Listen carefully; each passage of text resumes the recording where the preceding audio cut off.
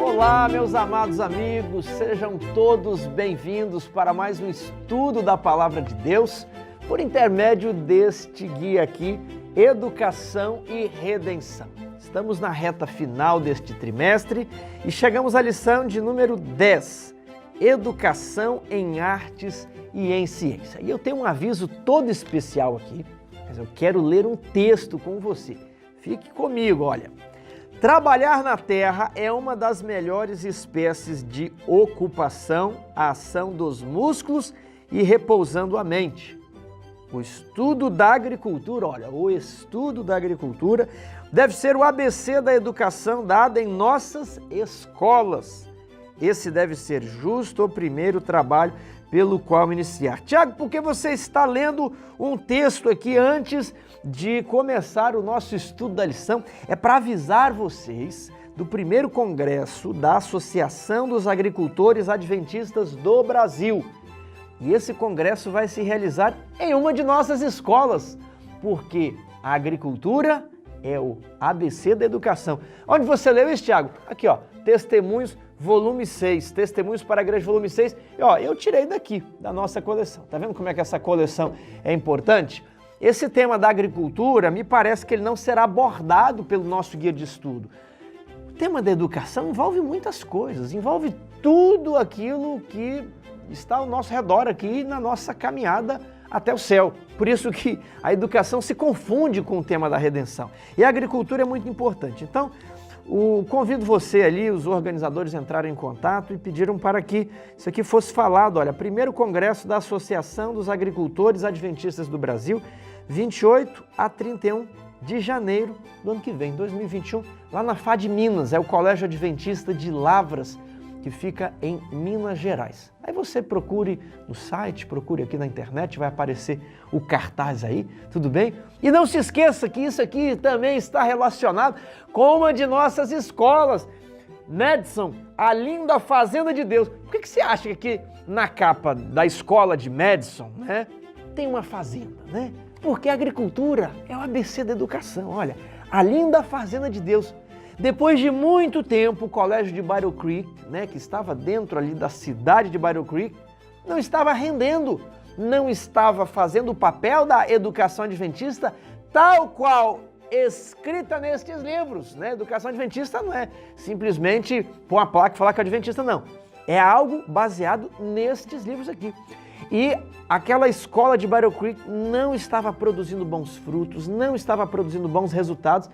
E eles então moveram a escola de Battle Creek lá para Michigan, né? Aliás, Battle Creek já fica em Michigan, moveram a escola para Berrien Springs e iniciaram o colégio Emmanuel College, né? Faculdade Emmanuel College, que depois veio se transformar na Universidade Andrews, né? A principal universidade adventista lá nos Estados Unidos.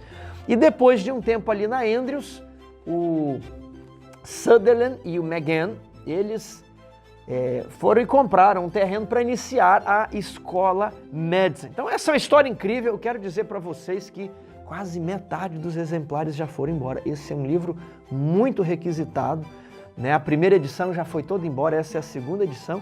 Então aproveite, isso aqui vai lhe dar lampejos, insights sobre a verdadeira educação, que às vezes não deu para abordar aqui em 13 semanas. E principalmente a questão da agricultura, a questão do trabalho manual, a questão do contato do homem, um retorno às origens, um retorno à vida simples, ok? E os ganhadores, né, que eu esqueci de fazer o sorteio quando gravei a lição da semana passada, mas eu tenho os nomes deles aqui, ó, Luciana Silva e Antônio Carlos. Por favor, entre em contato conosco, porque os exemplares de vocês estão aqui, viu? E você aproveite o restante do mês, porque tem, né, promoções lá na editora Luz do Mundo, inclusive o livro Madison está com um preço especial. Nas horas e nos momentos adequados, fora do sábado, ok? Então vamos aqui para a nossa lição, Educação em Artes e Ciências. Que tema interessante. Para que essa educação realmente funcione, precisamos da palavra de Deus para orientar o ensino de todas as disciplinas, desde as ciências humanas à biologia molecular. Esta é a parte de sábado. Agora, professor, cuidado para você não repetir o que está lá na lição, acho que é a lição 2, que fala sobre cosmovisão. Não, é a lição 4. Então, ó, cuidado para você não ficar nessa temática de a cosmovisão evolucionista, a cosmovisão cristã. A lição dessa semana toca isso aí, mas se você falar, você vai queimar, né? Aliás, você vai repetir algo que já foi dito e vai perder a oportunidade de tratar temas inéditos. Parte de domingo, somente o Senhor. Há evidências da presença do Deus vivo na sua criação. E, Tiago, isso já foi dito em outros temas na lição. Já foi dito, mas eu até quero dizer de novo, porque eu estou vendo uma luz especial, né? Neste ano de 2020, brilhou uma luz especial na minha cabeça, justamente sobre o texto de Romanos 1, 18 a 21. Se você não está vendo essa luz especial, né, vamos se esforçar, porque o autor da lição viu a luz especial e repetiu o texto, e eu acho interessante. Nós vamos dar um enfoque um pouquinho diferente. Olha, Romanos 1, vamos começar aqui. Ó. A ira de Deus se revela do céu contra toda a impiedade e perversão dos homens, que detém a verdade pela injustiça. Por que a ira de Deus se revela do céu? Porque o que de Deus se pode conhecer é manifesto entre eles, e eles estão rejeitando isso que é manifesto para dar a glória ao objeto e ao próprio homem. Então, a glória de Deus é manifesta, mas eles estão rejeitando e por isso a ira de Deus se revela do céu. Porque os atributos invisíveis de Deus, pense nisso aqui, porque a vida inteira eu gostei da discussão evolucionismo, criacionismo, e a gente acaba entrando por uma discussão sobre métodos científicos, que é uma discussão importante, mas Paulo não se pauta nessa discussão, nesse binômio aqui, né, da ciência versus a fé. Paulo não, Paulo fala assim, dá para saber que Deus existe sim. É por isso aqui que eu estou vendo a luz especial nesse texto há algum tempo. Porque os atributos invisíveis de Deus, assim como o seu eterno poder, também a sua própria divindade, claramente se reconhecem desde o princípio do mundo, sendo percebidos por meio das coisas que foram criadas. E aí nós entramos naquele chavão que, olha, não tem como provar a Deus em laboratório. Realmente não tem como. Mas aí nós falamos assim, olha, Deus é uma questão de fé, né? Tem pessoas que acreditam, não acreditam, e aí você acaba entrando pelo aspecto da fé. Só que Paulo não está entrando nesse aspecto. Paulo diz o seguinte, dá para provar sim Deus pelas obras que foram criadas. Ah, mas eu acho que não dá para provar. Não tem problema. Paulo fala, você é indesculpável, vai sofrer a ira de Deus. Você está vendo que o raciocínio de Paulo é um pouquinho diferente da discussão que nós estamos acostumados sobre fé e ciência. Paulo fala que tais homens são por isso indesculpáveis, porque a realidade prova que Deus existe. Esse é o argumento paulino. Verso 21. Portanto, tendo conhecimento de Deus, não glorificaram como Deus, nem lhe deram graças, antes se tornaram nulos em seus próprios raciocínios. E eles vão criticar esse raciocínio que eu estou fazendo como não sendo metodologicamente científico.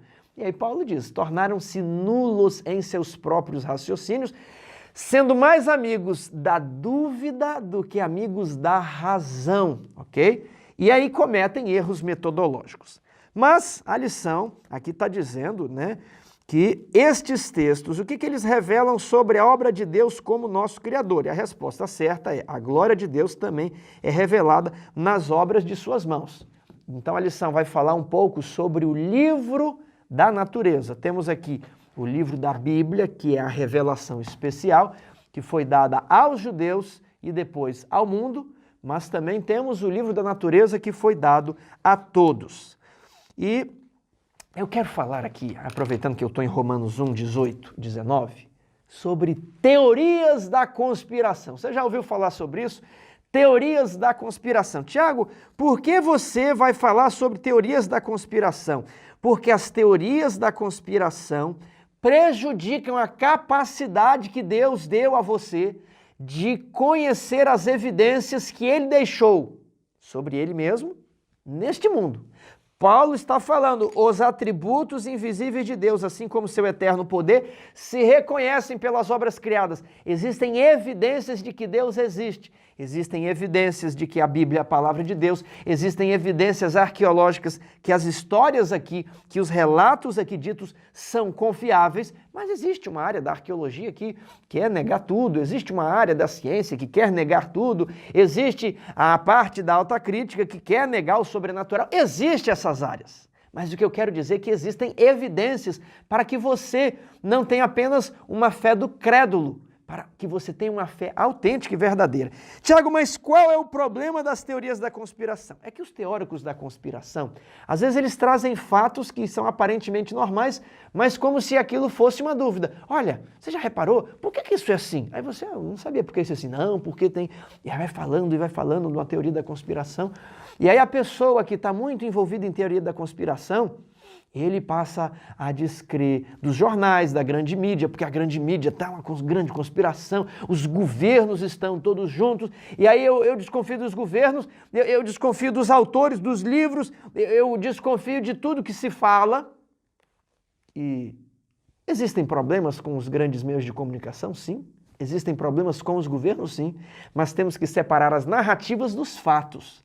Aí a pessoa não separa a narrativa dos fatos, ela começa a alimentar o ceticismo sobre tudo. E ele começa a ficar tão cético que ele passa também a ter um ceticismo sobre a palavra de Deus. Será que ela não foi adulterada? Ela passa a ter uma descrença demasiada sobre os teólogos. Nem todas as teologias são confiáveis, mas você tem que, por você mesmo, aprender a encontrar os vestígios da verdadeira teologia. E a pessoa passa a descrer da teologia, passa a descrer da Bíblia, e ele só tem dúvidas, ele não tem certeza de nada, ele só tem dúvidas. Então, a teoria da conspiração sempre lança dúvidas sobre tudo. Nunca as teorias da conspiração têm fatos e provas. Ele só tem indícios que podem ser dúvidas, é só isso. E aí você começa a teorias da conspiração, estudando Apocalipse 13, o decreto dominical, e o Papa, e o Donald Trump, e aquela coisa toda, e você sai do estudo da Bíblia e vai para a linha da teoria da conspiração, e você perde a capacidade de pegar a realidade, porque você passa a duvidar de tudo, alimenta só o ceticismo e perde as evidências que Deus deu para você. Como os cientistas estão negando as evidências na natureza de que Deus existe. Esse é o argumento de Paulo. Tudo bem? Então, cuidado com isso. Cuidado porque as teorias da conspiração afastam você da realidade e a realidade é o argumento que Paulo diz para provar algumas coisas. A pessoa começa a desconfiar do princípio de Aano, das profecias de Daniel, das profecias de Apocalipse, porque ele alimentou muito a dúvida o tempo inteiro. Ele fica no mundo imaginário. Então vamos aqui, ó.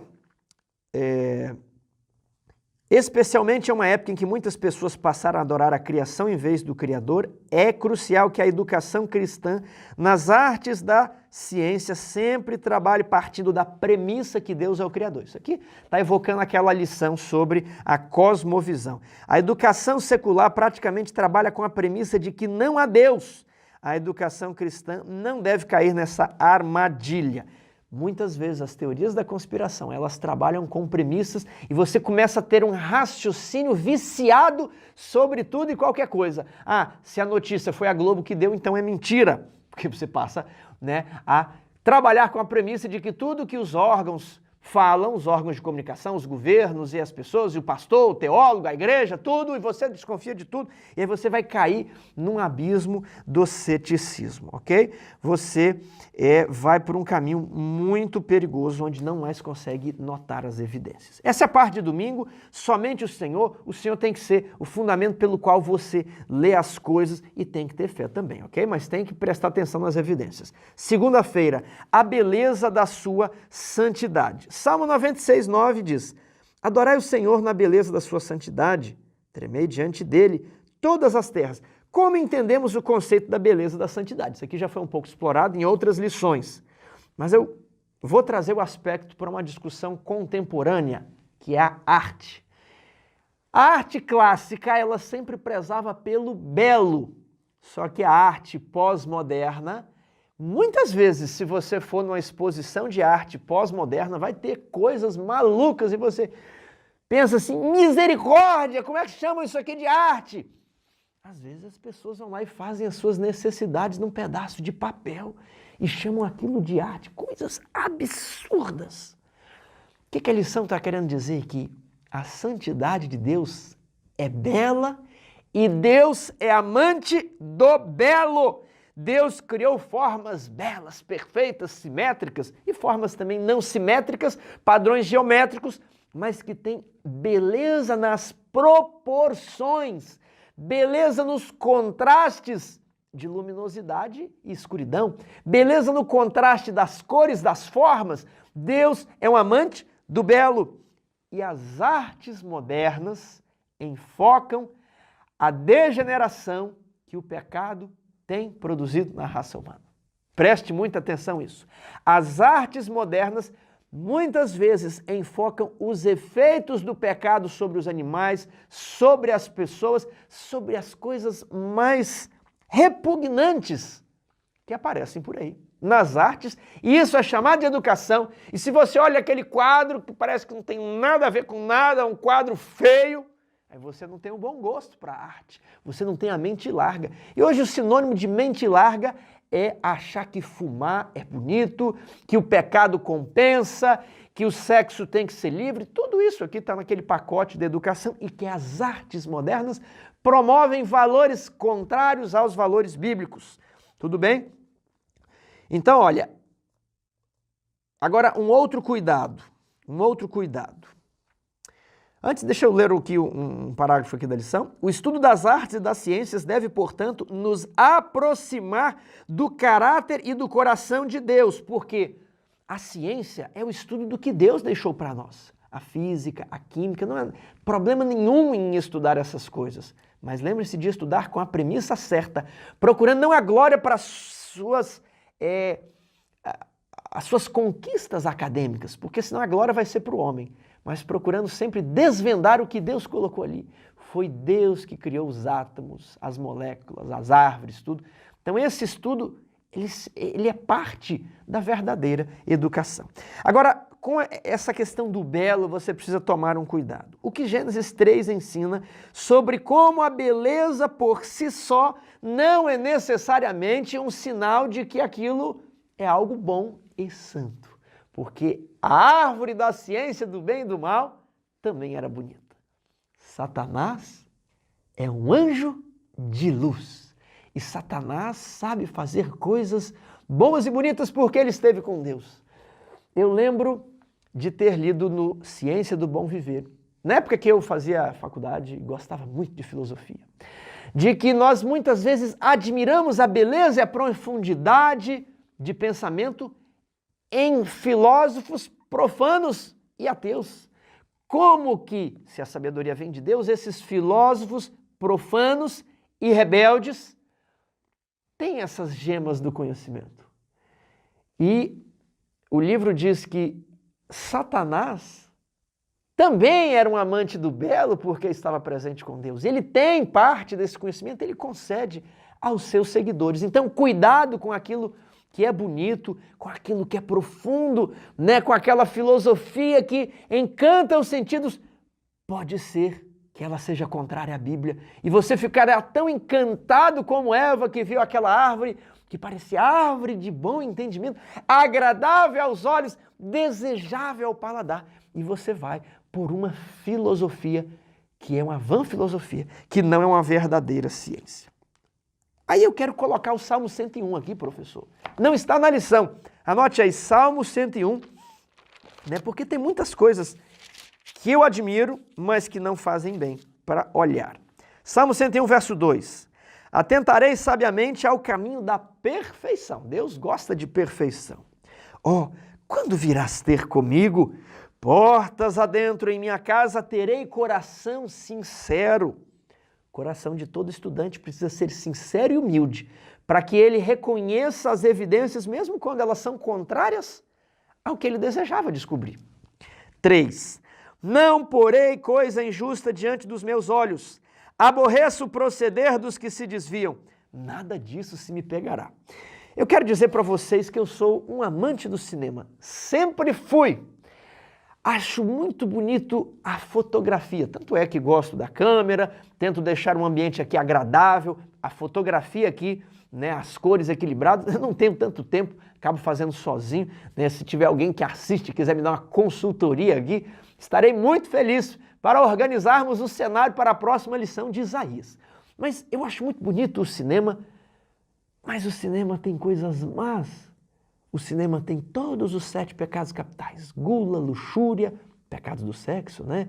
Preguiça, ganância, inveja, cobiça, tudo que existe de mal tem ali. E aquilo é posto diante dos nossos olhos em um momento em que estamos entretidos e as nossas emoções são manipuladas. Desde manipuladas para o medo, até para o riso, para o drama, para a motivação. O cinema é perigoso, querido amigo. Quer seja visto no cinema ou quer seja o cinema em casa. Vejamos o que diz a Bíblia aqui, ó. Tenha coração sincero, querido amigo. Isso aqui é um apelo. Coração sincero e humilde, ó. Não porei coisa injusta diante dos meus olhos.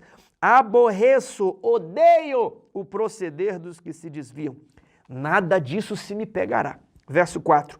Longe de mim o coração perverso. Não quero conhecer o mal. Quantas vezes eu, Tiago, conheci sobre uso de drogas? Vendo um filme. Conheci sobre violência policial, conheci sobre corrupção, conheci sobre sedução de moças a rapazes e de rapazes a moças, vendo os filmes. E as ideias, a imaginação vai longe, né? Longe de mim o coração perverso, não quero conhecer o mal. Querido amigo, não ponha a arte do cinema, que é tão bela, que é considerada uma das 7 maravilhas modernas, a arte do cinema. Se você gosta de cinema e se você aprecia, mas se você aprecia, se você é crítico, você sabe o que eu estou dizendo. É uma coisa, né, que as pessoas admiram hoje em dia, mas cuidado.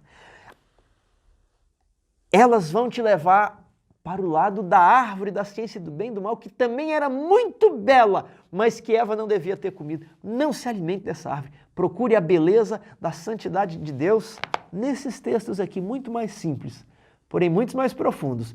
Tanto é que o cinema copia a Bíblia o tempo inteiro. Ele muda um pouquinho, mas ele copia a trama, o plot. Tudo bem? Então vamos aqui, ó. Segunda-feira já foi. Terça-feira, especialista no erro. Eu achei esse título muito interessante.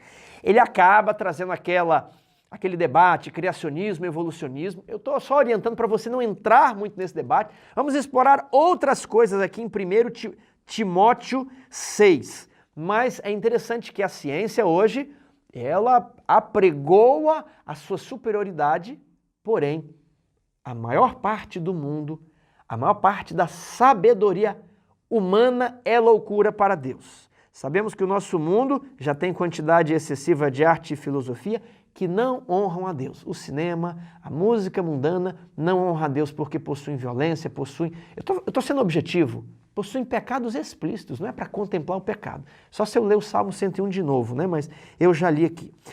Agora, o que 1 Timóteo 6 nos dá instruções sobre algo altamente contemporâneo. E eu gostaria que você lesse aqui. 1 Timóteo 6. Eu não posso me concentrar em todo o capítulo, vou me deter nos versos 6 a 9. De fato, grande fonte de lucro é a piedade com o contentamento. Falou em lucro, muita gente está de orelha em pé. Inclusive, eu sou o principal. Quem não gosta de um lucro? Quem não gosta daquelas propagandas que aparecem? Olha, sabe como eu ganhei 25 mil reais em 4 dias trabalhando a partir de casa, sem chefe? Clica aqui que eu vou te contar. E, meu amigo, eu tenho livros sobre produção de riqueza em casa, uma temática que já me interessei muito mais do que me interesso hoje. Agora, é um assunto do momento, cursos na internet de como vender dinheiro. Mas o que diz o apóstolo? Grande fonte de lucro é a piedade.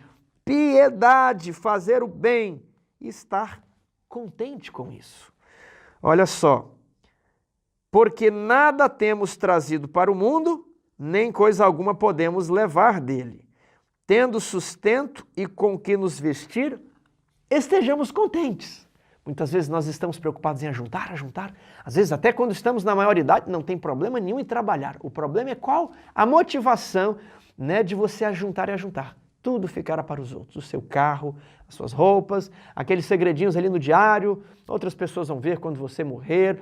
E em 2 ou 3 gerações não vão nem saber o seu nome, porque você não sabe o nome do seu bisavô. Ah, do seu bisavô você sabe. E do pai do seu bisavô? E da esposa dele? Nós não sabemos. Você e eu ficaremos para o esquecimento, a não ser que nós consigamos, no Big Brother desse mundo, sair da casa e ter um passaporte para a vida eterna. Então, olha só, nada temos trazidos do mundo, nada poderemos levar dele.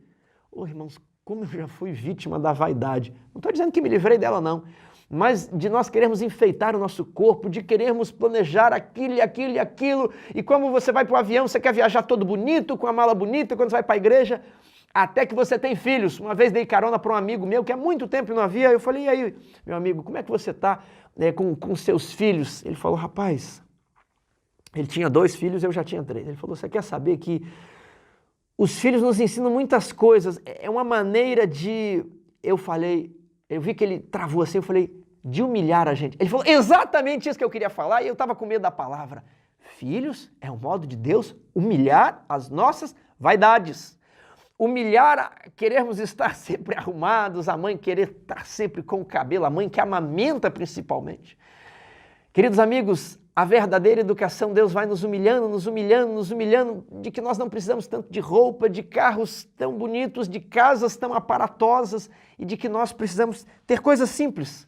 Deus está me... Eu nem planejei falar isso aqui, mas eu acho importante. Eu quero dizer para você que fica colocando nos comentários que eu não oro. Irmão, eu orei 2 vezes antes de começar esse vídeo aqui. Às vezes oro 2, 3 vezes para que Deus me dê sabedoria, para saber o que falar e para que Ele tire da minha boca o que eu não devo falar. Mas continuando aqui, né? Tendo com que nos sustentar, sejamos contentes. Acho que você deve ter dignidade, deve batalhar por ter boas coisas, mas sempre pense na motivação daquilo. Ora, a motivação com que você faz aquilo. Ora, os que querem ficar ricos caem em tentação e cilada e em muitas concupiscências insensatas, perniciosas, as quais afogam os homens na ruína e perdição. Falo de mim mesmo, não estou falando de você. Primeiro eu prego para mim, né, que há 15 anos atrás entrei numa pirâmide. Por quê? Porque queria o lucro. Porque a ganância é um dos pecados capitais. E todos nós, em alguma medida, somos afligidos por ela. Então, é aquela coisa, olha, você sabia que aqui no Brasil as pessoas acostumaram a ganhar um salário mínimo, mas os verdadeiros investidores sabem que você pode ganhar com rendimentos de 10% ao mês, e se você chamar outras pessoas para um negócio, você vai se empolgando com aquilo ali. Talvez não se trata de uma pirâmide, mas de querer abrir uma empresa. Não tem nada, nenhum problema em abrir uma empresa, mas qual a motivação que você faz isso? É de querer entrar na bolsa de valores e de querer investir e fazer isso. E às vezes quando nós lemos aqueles livros sobre riqueza, aquilo vai consumindo a nossa alma, a cobiça vai aflorando até cada ponta do nosso ser, das unhas e dos cabelos, e a gente vai para a igreja e a gente fica pensando, eu vou tentar outra estratégia aqui para me fazer essa operação na bolsa. Eu vou tentar aquele outro. Mas e se eu fizer isso? E aquilo você vai pensando. Pode até ser que enriqueça. Pode até ser que dê certo. Mas, querido amigo, se hoje pedirem a tua alma o que tens preparado em depósito, lembre-se que o problema daquele fazendeiro não era que ele investiu, que ele trabalhou, que ele aumentou em patrimônio a riqueza e uma bênção e um talento de Deus, mas deve ser utilizada para a glória de Deus. Deus concede talentos e riquezas a certas pessoas, mas que não devem ser utilizados para o engrandecimento do ego, para a glorificação do homem. Tudo bem? Porque o amor ao dinheiro é a raiz de todos os males. Você pode ter dinheiro, mas não pode ter amor ao dinheiro.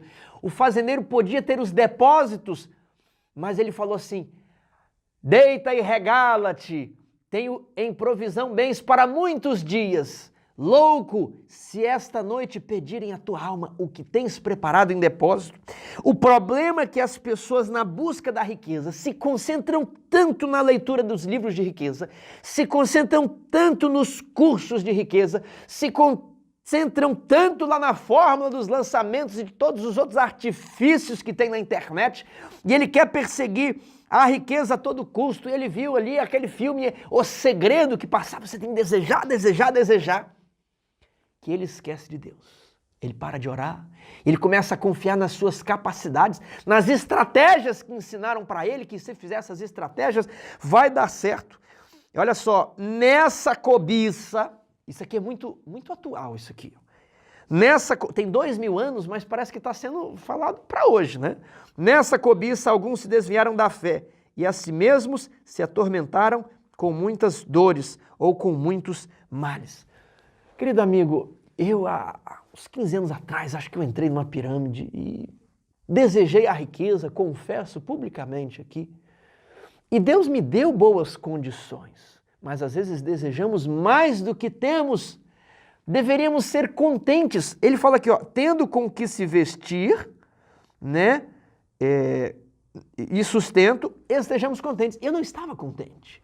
E aí você desvia do foco do estudo da Bíblia, você desvia do grande objetivo da educação, que é o ser missionário, para procurar a riqueza. E a fé vai diminuindo, você vai ficando desanimado, né? Não ganhou dinheiro, que tinha as expectativas, começou a empresa e falhou.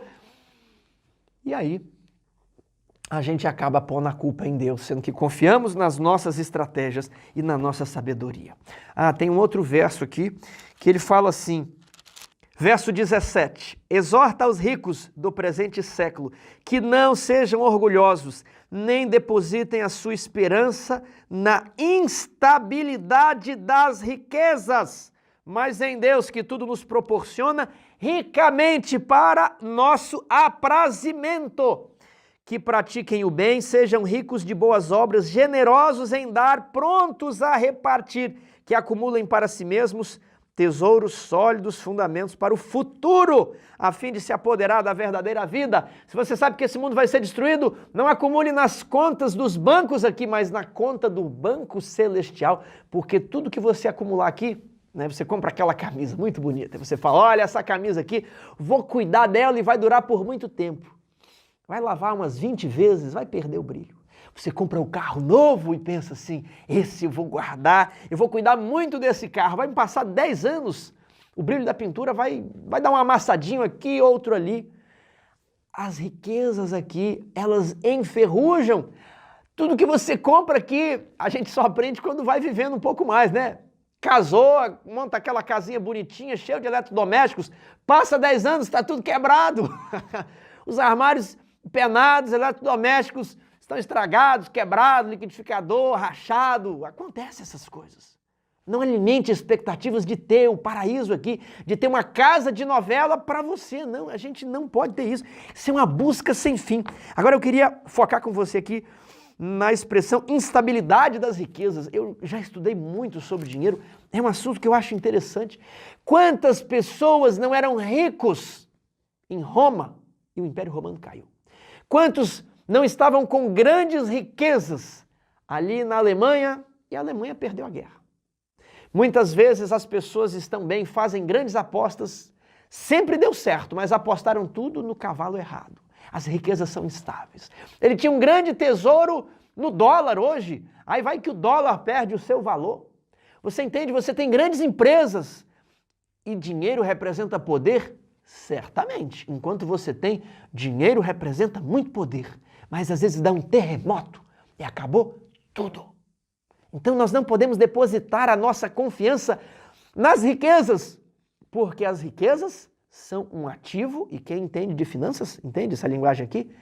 As riquezas representam um ativo instável. Não, mas eu vou saber que aquele país está em guerra, eu retiro o meu capital e coloco em outro lugar. Não, quando aquela ação, quando aquela empresa começar a dar errado, eu retiro aqui e coloco ali. Até que um dia um presidente declara guerra, sem que você tinha previsto esse evento político, e acabou com as suas previsões, acabou com a sua estratégia, acabou com tudo. A nossa confiança tem que estar em Deus, sabendo que tudo isso aqui vai ser exterminado e destruído. As riquezas são instáveis.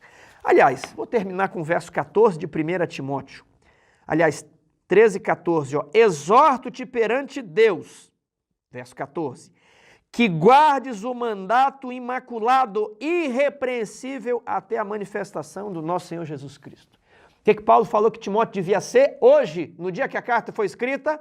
ele devia ser irrepreensível, ele devia ser imaculado. E ele devia manter-se assim até a volta de Jesus. Isso aqui faz parte da verdadeira educação. Tudo bem? Quarta-feira, aliás, eu vou deixar, professora, a quarta-feira para a gente fazer o fechamento com ela. Então eu vou para a quinta-feira e depois a gente volta para a quarta. O Senhor respondeu a Jó.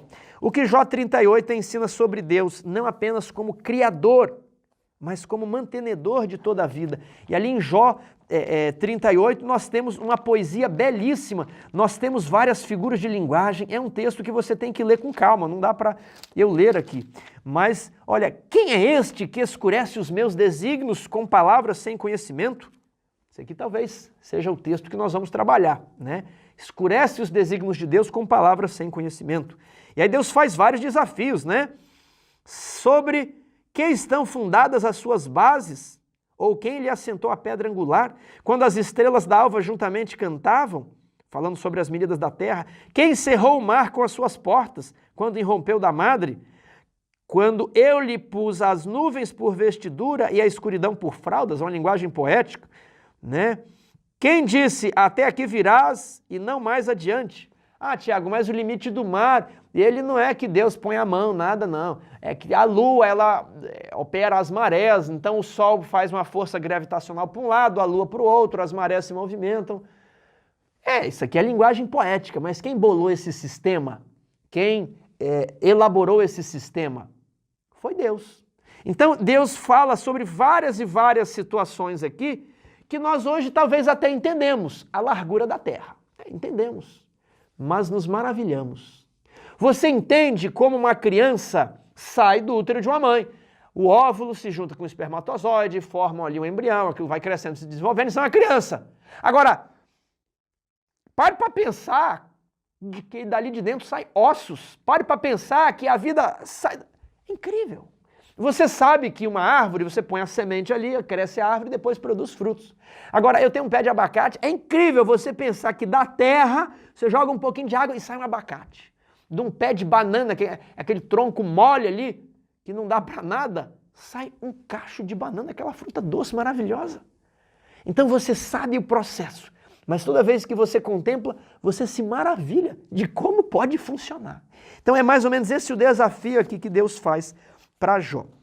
E a lição de quinta vai dizer que, aliás, vamos ler esse texto aqui, está em Patriarcas e Profetas. Muitos ensinam que a matéria possui força vital, que certas propriedades são comunicadas à matéria que, então, passa a agir por sua própria energia inerente.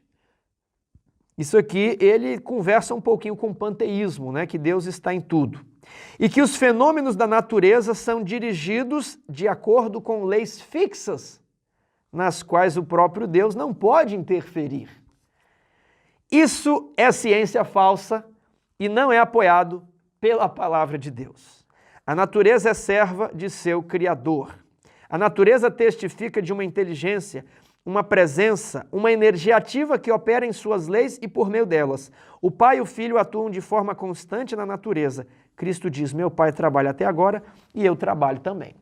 Então isso aqui, se Deus está constantemente atuando na natureza, e se eu ignoro essa atuação de Deus, a minha ciência não vai ser ciência, porque eu não estou sendo metodologicamente correto, eu não estou considerando todas as possibilidades, eu estou enviesado. Escolhi aqui algumas possibilidades e vou trabalhar com elas. E certo pesquisador fez uma pesquisa com pessoas que sofriam de síndrome de Down e outras deficiências que atrapalham um pouco o entendimento, o raciocínio. E ele elaborou várias práticas que muitas vezes as pessoas com deficiência mental praticam. E uma delas, preste atenção, uma delas é não reconhecer a possibilidade de mais de uma hipótese, vou repetir, não reconhecem que pode haver mais de uma hipótese para o mesmo fenômeno. E aqui que está o problema dos especialistas do erro. Eles trabalham com base em pressupostos ateístas e materialistas, ou seja, Deus não existe e só existe a matéria, ateísta e materialista. Então só existe a matéria, não existe nada mais além da matéria. Isso aqui está na parte de sexta-feira, olha. Quais são os pressupostos pelos quais a ciência se constrói? A ciência acredita que ela deve buscar respostas apenas no mundo natural, apenas na matéria. A ciência supõe que as leis da natureza devem permanecer constantes. Ou seja, desde milhares e milhares de anos estão constantes e que não existe nada apenas, além disso aí. Isso é falsa ciência. Então, não existe tensão entre fé e ciência. Existe tensão entre fé e falsa ciência. Essa ciência aí vai ter uma tensão com a Bíblia, porque é uma falsa ciência. Então, toda vez que você está ali, alguém perguntar para você, me fala aí sobre o conflito entre fé e ciência. Não tem conflito entre fé e ciência. Um é o livro de Deus revelado específico, outro é o livro da natureza. Deus é o autor dos dois livros. O conflito é entre fé e a falsa ciência aí, que trabalha com esses pressupostos ateístas e materialistas. A ciência, ela é coerente. Ela é coerente, Tiago? É coerente. Só que ela é coerente a partir de uma premissa incorreta. Então, se eu falo para você aqui, procure a cidade tal, aí a cidade tal está para lá e tem um mapa, né? Vire à esquerda, ande 2 quilômetros, entre no pé de manga, e você vai ver uma igreja, entre na terceira à direita, e aí você depois vai ver, você vai seguindo aqueles pressupostos ali, né? Só que se você começar por essa direção e seguir as informações, você vai ser coerente com as informações. Você seguiu, entrou no pé de manga, passou a igreja. Só que a premissa inicial, o primeiro passo, está errado. Você está seguindo um mapa numa direção errada. A cidade era para cá, era para seguir essas instruções para cá. Então, a ciência, ela é coerente sobre uma premissa falsa. A premissa de que não existe Deus e que só existe matéria. Então, a partir dessa premissa, ela desconsidera as demais hipóteses e tenta ser coerente a partir dali. Mas a posição filosófica imposta pelos próprios cientistas é um pressuposto não científico. Entenda isso. A ciência, ela tem métodos, mas a sua premissa não é científica, é filosófica. Precisa ter um pouco de fé, assim como para o cristianismo precisa de fé. Os dois complementos são filosóficos. Depois nós seguimos aqui numa estrutura de revelação e a ciência segue numa estrutura metodológica. Só que os pressupostos são filosóficos, tudo bem? A verdadeira ciência da educação olha o mundo de outra maneira, com outro pressuposto, porque sem fé é impossível agradar a Deus. Todo aquele que se achega a Deus precisa primeiramente crer que Ele existe. Como que ele vai primeiramente crer que Ele existe? Por causa da realidade que o cerca. Paulo diz que a realidade que o cerca é a prova de que Deus existe. Porque bem como a sua divindade, bem como seus eternos atributos, claramente se reconhecem desde que o mundo foi criado. Então é preciso crer que Deus existe e que Ele é galardoador dos que o buscam, para você se achegar a Deus, primeiramente. Agora, como nunca antes, precisamos compreender a verdadeira ciência da educação. Se falharmos em obter isso, jamais teremos um lugar no reino do céu. E é aqui que nós vamos terminar com a quarta-feira. Tolice e sabedoria. O mundo se baseia numa falsa ciência da educação e os cristãos estão se baseando numa falsa ciência da teologia, dizendo que a Bíblia precisa ser atualizada, de que a Bíblia não é suficiente. E aí surgem formas anômalas de evangelismo, formas anômalas de louvor, porque as pessoas estão trabalhando com a sua própria razão, esquecendo que a sabedoria vem de Deus. O que diz ali em Provérbios, capítulo 1? Diz o seguinte, Provérbios de Salomão, verso 2, para aprender a sabedoria e o entendimento. Você quer ser sábio e entendido? Então, seja humilde, esvazie-se de si mesmo e aprenda. Para entender as palavras de inteligência. Tem muita gente que lê as palavras de inteligência e não entende. E é por isso que Isaías diz assim, cerrarei os ouvidos deste povo, eles ouvirão, mas não entenderão, eles verão, mas não perceberão. Jesus, quando os discípulos perguntam, mestre, por que ensinas em parábolas? Jesus cita Isaías.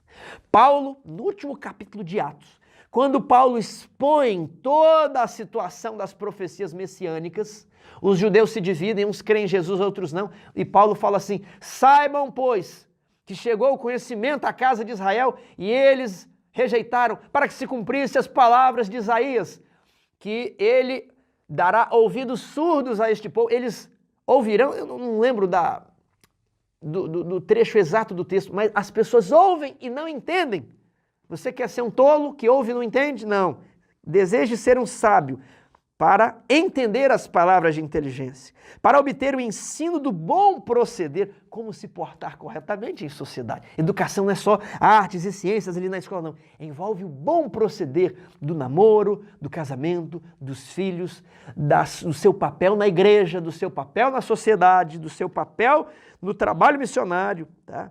Para dar aos simples prudências e aos jovens conhecimento. Então, você jovem, você é o tolo de Provérbios. Estou lhe revelando aqui, ó. Para dar aos simples prudência. Você jovem, você é imprudente. Aprenda isso. Se você não aprender isso, você não vai entender a verdadeira essência da educação. O jovem é imprudente, é precipitado, acha que sabe demais. Eu fui jovem, então um pouquinho ainda, eu tenho um pouquinho de todas essas coisas, ok? E aí eu estou me tornando velho. E o velho, se ele aprender com a sabedoria dos outros, ele é sábio. Se ele aprender com a dele mesmo, ele é normal. Mas se ele nunca aprender nem com a dos outros, nem com a dele mesmo, ele vai continuar sendo tolo o resto da vida. Ele nasce tolo, não é educado, é um jovem tolo e continuará sendo um adulto tolo e um idoso tolo. Olha, o jovem não tem conhecimento. Primeira coisa do livro de Provérbios, primeira coisa para você ir na igreja, se você é jovem, entenda que você não tem conhecimento. O conhecimento está com os mais velhos, se eles obtiveram conhecimento durante a vida. Para entender provérbios e parábolas, as palavras e enigmas dos sábios, a lição do trimestre que vem está cheia de enigmas dos sábios, enigmas do profeta Isaías. Você quer entender isso? Se esforce, porque você não tem o conhecimento. Esteja aberto a aprender de Deus, porque o temor do Senhor é o princípio da sabedoria. Você pode ter mestrado, doutorado, pós-doutorado, livre docência, ser professor catedrático de não sei aonde, se você não tem o temor do Senhor. Se você se acha que você é um pouquinho mais sábio que a Bíblia e que Mateus escrevia muito mal, que Moisés contou as histórias sem emoção, sem drama, parece ver imagem preto e branco. E se você acha que a Bíblia devia ser diferente, você não tem o temor do Senhor. Você se acha mais esperto que o Senhor. Eu estou falando isso aqui, não estou querendo ser irônico, não. Mas isso é um problema real, eu só estou querendo provocar você. Se você acha que isso aqui está desatualizado, se você acha que isso aqui é para aquela época, você está perdendo o temor do Senhor. Você está agindo como os judeus. E Jesus falou, todos os profetas eram apedrejados, mortos dentro de Jerusalém pela própria igreja judaica. Por que importa? Porque nenhum dos profetas é morto fora dos muros de Jerusalém. E muitos hoje estão querendo matar esse profeta aqui. O profeta já está morto, já está com seu galardão, né? Mas o trabalho dele tem suportado as críticas, os críticos, ao longo dos séculos. Vai fazer quase 2 séculos, né? Aliás, ele morreu em 1915, então tem pelo menos 105 anos de sua morte. Agora, muitas pessoas olham isso aqui e acham que isso aqui tem que ser alterado, isso aqui era um produto daquela época, e se isso aqui é um produto daquela época, isso aqui, irmãos, é um produto mais antigo ainda da época lá, onde se guardava sábado, você já ouviu pessoas falarem assim? Olha, o sábado é daquela época, porque era fácil, todo mundo ali guardava o sábado. Hoje, nas grandes cidades, não dá para guardar o sábado, hoje não dá para devolver o dízimo, a escatologia adventista tem que ser atualizada. Você não tem o temor do Senhor. Você não é humilde, eu também posso não ser. Mas se a pessoa se acha mais sábio que a revelação, se a pessoa quer implementar métodos contrários à revelação, se a pessoa vê ali aquela mensagem de vida no campo e ele quer insistir que é para viver na cidade, ele está rejeitando. Algumas pessoas vão ter que viver na cidade, sim. Agora, você já leu o que foi escrito sobre vida no campo? Você já leu o que foi escrito sobre alimentação? Irmãos, eu sou orgulhoso, eu sou cheio de problemas, né? Estou lutando para vencer todos esses problemas, mas eu quero dizer que eu era um pouco mais, né? E eu insistia que esse negócio de parar de comer carne era uma tremenda besteira. Eu nunca tinha lido um livro de Ellen White sobre o assunto. Eu insistia que beber vinho era permitido, até um dia que meu pai abriu um livro e falou, olha aqui, Ellen White falou que não é para beber vinho. E eu achei que eu era mais sábio e passei a desconfiar disso aqui. E quando eu li o que ela fala sobre carne, eu falei, gente, é assim mesmo? Eu achava que isso era coisa de pastor antigo, né? Porque pastor novo era mais moderno. Eu achava que aqueles pastores velhos, cabeça branca, mais chato, né? Que usa terno preto, não usa um terno mais descolado. Queridos irmãos, o verdadeiro segredo da educação é o temor do Senhor. Isso aqui tem que derrubar o nosso orgulho. Isso aqui tem que ser mais forte que você. Essa coleção tem que ser mais forte de você. E se a gente não lê, nós já estamos dizendo que nós somos superiores e não precisamos desse conteúdo. Se você não está lendo a sua Bíblia todo dia, se você acha que aquelas histórias lá de José, de Jacó, de Acasias, de Isaías, é uma bobeira, que são a história da carochinha, você está dizendo que você é superior a isso aqui. Se você acha que as historinhas que Jesus contava nas suas parábolas não têm valor, você está sendo superior e você não tem o temor do Senhor.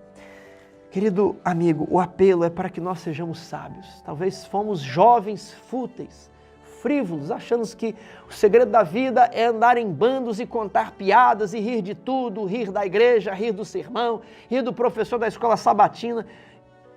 Eu, por muitos dias e anos da minha vida, cultivei um espírito frívolo. Eu estou pregando, não é para vocês, mas eu estou pregando para mim, porque a palavra é uma espada, primeiramente para me condenar e condenar os meus pecados, mas a palavra me mostra que em Cristo Jesus existe libertação. Em Cristo Jesus existe uma nova natureza que pode ser implantada em você.